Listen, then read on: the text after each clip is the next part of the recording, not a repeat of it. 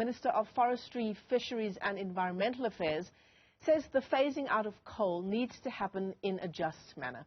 Creecy says it's important that developing countries maintain a fundamental principle which is in the Paris Accord. Newzroom Afrika's Nasiphi found this story.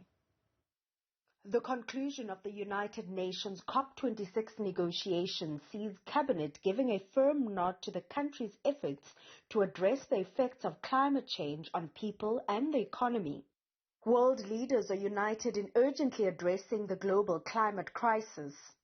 The US and many European nations have pledged 131 billion rand to support South Africa's just transition from coal to alternative energies.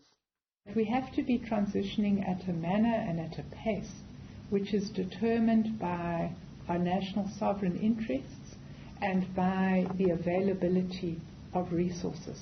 Now, I think the point here is really about whose responsibility is it to do more. Is it the developed countries that have used the carbon budgets of the world for their development? Or is it the developing countries? We've all got to do our bit, but who needs to do more? And this, I think, goes right to the heart of the climate justice issues. I support a position that says there must be climate justice. We all have to do our best efforts. COP17 in Durban 2011, where all countries agreed to start reducing emissions, saw global agreement.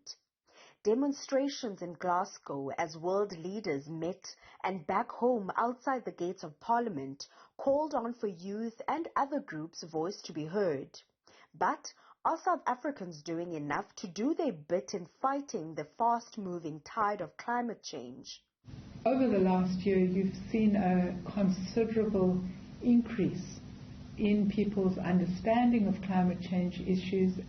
We have discussed in the Weather Service, with the Weather Service, which is one of the entities that reports to us, the importance of having some public outreach programs in communities that are severely impacted on by extreme weather events, so that people can begin to understand what's happening. What we've got to help people understand is that these are not out of the blue events. These are events that are a consequence of the climate change issues that are affecting sub-Saharan Africa. Over the last year, the government says it has started building an architecture that enables them to systematically deal with climate change in relation to mitigation, adaptation and financing by developing the lower emission strategies, by identifying vulnerable sectors in the economy, among others, the agriculture, mining, transport and tourism. For Newzroom Afrika on Channel 405, I am Nasiphi in Cape Town.